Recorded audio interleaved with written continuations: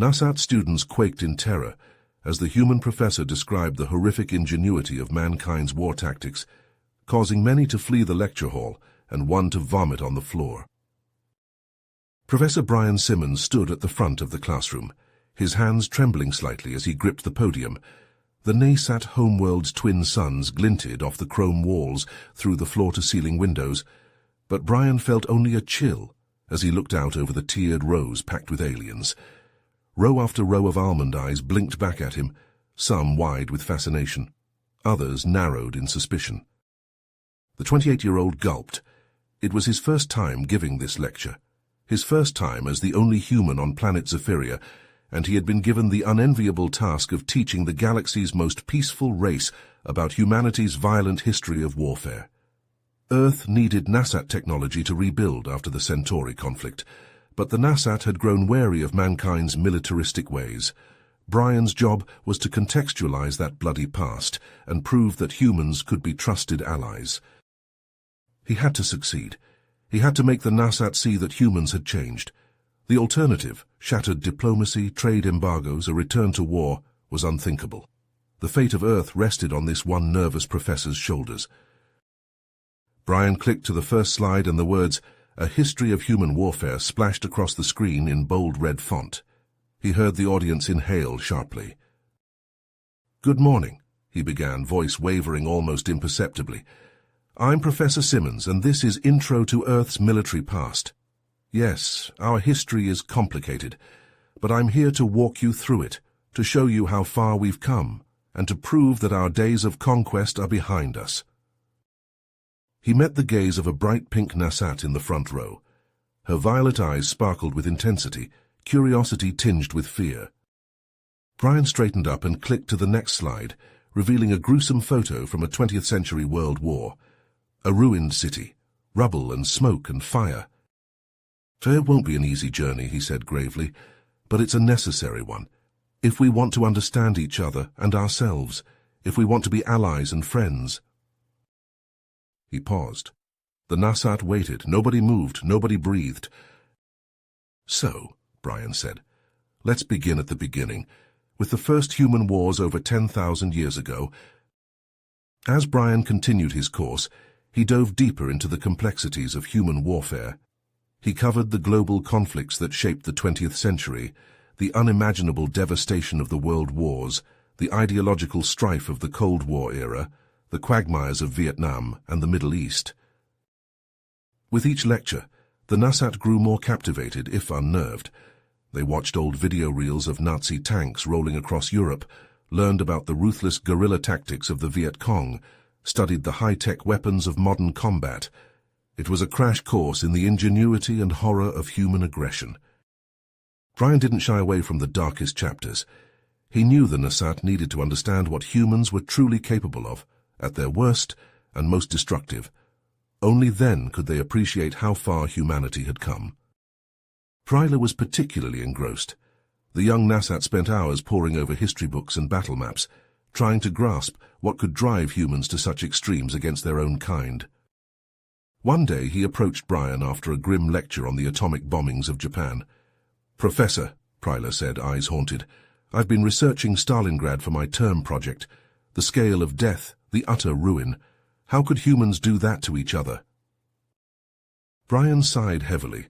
He'd been dreading this conversation. "Pryler, there's no simple answer. War is complicated.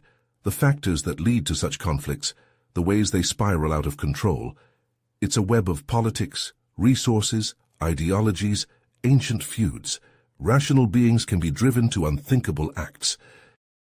"But the suffering," Pryler whispered. "I know it's horrific, incomprehensible in many ways, but if we don't try to comprehend it, the conditions that allowed it, we're doomed to repeat those mistakes." Brian squeezed Pryler's shoulder. "That's the importance of studying this history. To understand our potential for both good and evil, to choose a higher path." As Pryler nodded slowly, brow furrowed in contemplation, whispers about the controversial human professor spread across campus. Some Nasat were fascinated by the insights into Earth's tumultuous past. but others feared Brian's course could plant poisonous ideas in impressionable young minds. "What if this knowledge corrupts our peaceful ways?" they muttered. "What if it teaches us the wrong lessons?" In the faculty lounge, Brian overheard his NASAT colleagues debating whether his class should continue. The question hung in the air. By teaching the art of human war, was Brian saving his species' reputation or dooming the NASAT to follow in humans' blood-soaked footsteps? The Zephyrian capital's walls soared above Brian as he entered the grand chamber, his footsteps echoing across the polished floor. Xylor, the Minister of Education, sat at the center of a long table, flanked by a dozen other high-ranking NASAT officials. Their scales shimmered under the soft light, but their eyes were hard and unyielding. Brian stood before them, his heart racing as he met Xylor's piercing gaze. The minister spoke, his voice deep and resonant. "Professor Simmons, we have called you here to discuss the impact of your teachings on our society. While we value the knowledge you bring, we fear that your course on human warfare could lead our youth astray."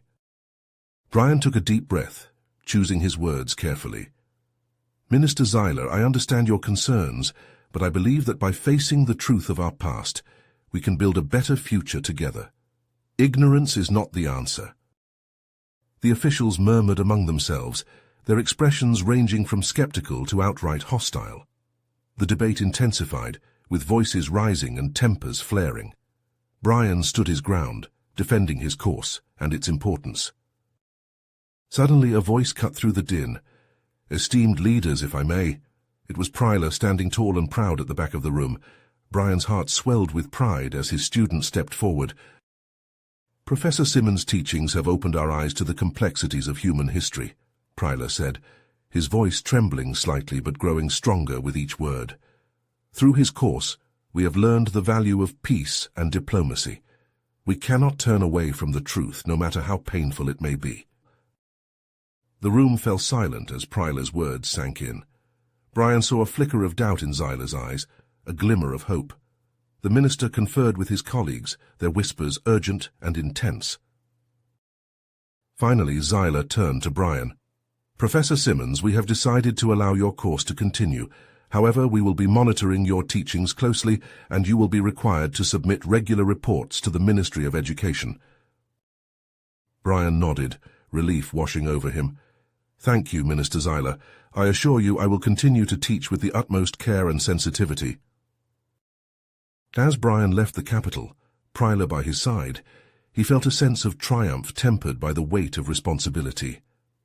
He knew that the road ahead would be challenging, that he would need to navigate the delicate balance between education and cultural preservation. But for now he allowed himself a moment of pride in his student and their shared victory. The battle was far from over, but they had won a crucial skirmish in the fight for understanding and truth.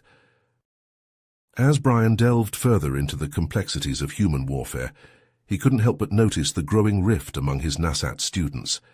Pryler and a handful of others leaned forward in their seats, eyes alight with fascination as they absorbed every grim detail. But many students shifted uneasily, scales rippling with discomfort at the violent imagery splashing across the screen. The tension finally boiled over during a lecture on the My Lai massacre, as Brian described how American soldiers gunned down hundreds of unarmed Vietnamese civilians. A NASAT in the back row shot to his feet. "Enough!" Zaxor shouted, his blue scales flushed purple with rage. "This is an atrocity. Why are we learning how to slaughter the innocent?" Brian held up a hand, voice calm but firm. "Zaxor, I understand your anger. What happened at My Lai was a horrific war crime, but we must confront the darkest aspects of human history if we hope to learn from—" "Learn what?" Zaxor snarled, cutting him off. "How to be more efficient killers. You're glorifying violence, corrupting our values." Murmurs of agreement rippled through the lecture hall as Zaxor stormed up the aisle, a dozen other NASAT rising to follow. "This course is an abomination," Zaxor spat as he reached the door, "and if the university won't shut it down, we will." With that, he and his followers staged a mass walkout, leaving half the seats gapingly empty. Brian gripped the podium, knuckles pale as the door slammed behind them. He surveyed the remaining students, some shocked, some energized, all waiting to see how he would react. He knew he had to address this schism head-on, or risk losing control of the class completely. "I'm calling an open forum," Brian declared. "Tonight, 1900 hours. I want to hear all of your thoughts and concerns. Together we'll figure out a way forward." That evening, the auditorium buzzed with tension as Brian took the stage. Zaxor and his compatriots glared from the front row, arms crossed defiantly. Pryla sat behind them, brow furrowed in determination. For nearly 2 hours, students lined up at the microphones to argue their perspectives. Many echoed Zaxor's disgust with the grislier aspects of human combat. "Why dwell on such savagery?" a willowy green Nasat demanded. "How does this knowledge enrich us?" But others mounted a passionate defense of the course. "Those who ignore history are doomed to repeat it," insisted a stout red Nasat. "We must grapple with the truth, even when it disturbs us." Pryla was the final speaker, his voice ringing out with conviction. "The purpose of education is to challenge our preconceptions, to push us beyond our intellectual comfort zones. If we censor knowledge just because it unsettles us, we'll create a society founded on fear and ignorance." He locked eyes with Zaxor. "I understand your revulsion, I feel it too, but we can't hide from reality. We have to confront it and learn to be better." As the forum concluded, Brian took back the microphone. "I've heard your concerns," he said, "and I agree that we need to strike a balance. Going forward, we'll spend more time discussing conflict resolution, diplomacy, the elements that make Nasat society a model of peace. We'll examine how those principles could have altered Earth's path." He saw Zaxor and a few others still frowning, but sensed the momentum had shifted. The majority seemed willing to give his proposed changes a chance. Energized, Brian threw himself into revising his lesson plans. He met with Nasat historians to unpack their strategies for maintaining social harmony. He dug into the ancient roots of their philosophical commitment to non-violence. But the deeper Brian delved, the more he started to notice troubling inconsistencies, cryptic references to a great purge that had somehow vanished from the history books, whispered rumors of a hidden caste banished from Zephyria centuries ago.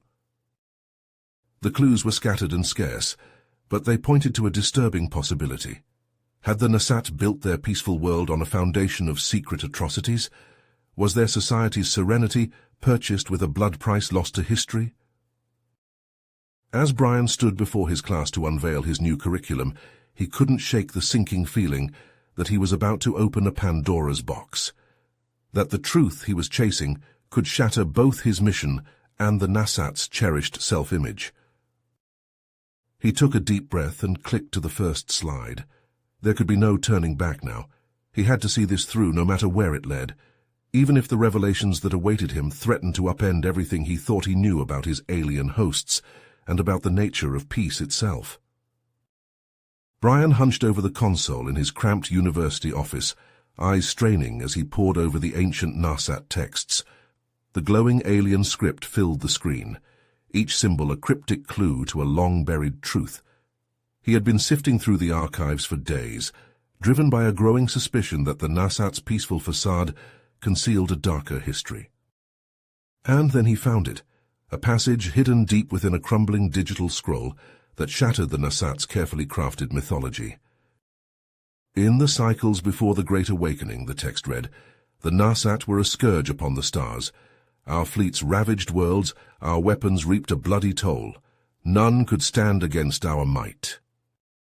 Brian's heart raced as he read on, the pieces falling into place with sickening clarity. The Nasat had not always been the gentle scholars they claimed to be. They had once been conquerors, their advanced technology turned to the brutal subjugation of weaker species.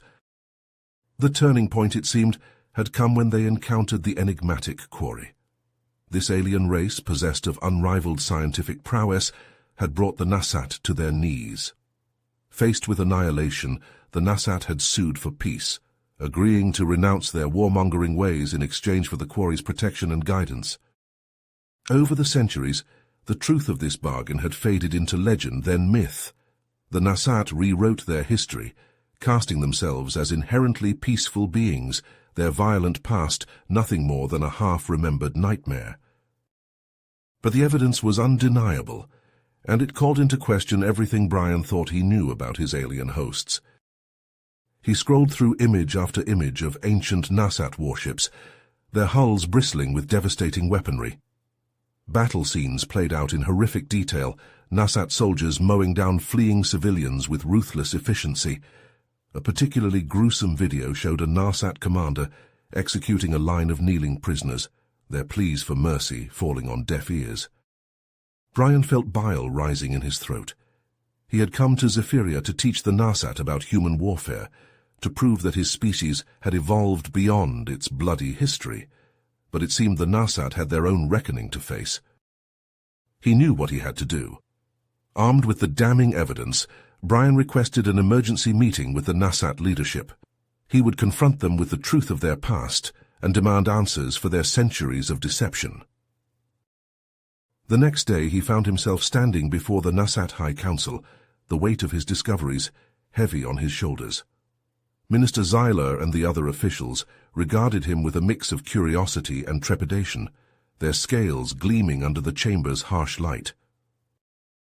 "Professor Simmons," Zyler began, his voice carefully neutral, "you requested this audience with great urgency. What is the matter you wish to discuss?" Brian took a deep breath, steeling himself for the confrontation to come. He activated his holopad, and the damning images sprang to life above the council table. "I have uncovered the truth about the Nasat's history," he declared, his voice ringing through the sudden silence. "The archives reveal a past of conquest and brutality, a far cry from the peaceful image you project to the galaxy." He swiped through the evidence, each revelation more shocking than the last.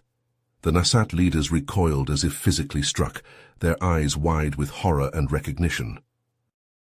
"You subjugated weaker species," Brian pressed on, "using your advanced technology to dominate and destroy. It was only the intervention of the Quarry that brought an end to your reign of terror." Zyler's scales rippled with agitation, his composure cracking. "Professor Simmons, I assure you we are not the same Nasat as our ancestors. We have evolved beyond—" "Evolved," Brian cut him off, his voice sharp. "Or simply buried the truth, erasing the bloody stains from your history books?" The council chamber erupted into chaos, the leaders shouting over each other in a cacophony of denial and recrimination. Brian stood at the center of the storm, the holopad's glow casting his face in stark relief. Finally, Zyler raised a hand, silencing the tumult. He fixed Brian with a piercing stare, his voice heavy with resignation. "What do you want from us, Professor?" Brian met his gaze unflinchingly. "The truth," he said. "No more secrets, no more lies. Your people deserve to know the reality of their past, no matter how painful it may be." Zyler's shoulders slumped, the fight draining out of him. "Very well," he said, "but understand that this revelation will have consequences. Our society is built on the foundation of our perceived pacifism. To strip away that illusion could tear us apart." Brian nodded, the gravity of the moment settling over him. "The truth is rarely easy," he said softly, "but it is always necessary." As he left the council chamber, Brian knew that his work on Zephyria was far from over. The Nasat's hidden history would soon be laid bare, and the shock waves would reverberate across the planet. Some, like Pryla, would embrace the chance for honest self-reflection, seeing it as an opportunity to build a more authentic identity. Others, like Zaxor, would cling to the comforting lies of the past, lashing out against any threat to their cherished self-image. Brian could only hope that the Nasat would find the strength to confront their demons head-on, just as he had challenged humanity to do. For in the end, no species could escape the weight of its own history. The truth had a way of coming to light, no matter how deep the darkness that sought to hide it. You have reached the end of the story. If you enjoyed this story and want to support us, please leave a like and subscribe to our channel, and for every comment that says 88, I will heart every single one of them. Thank you for your time.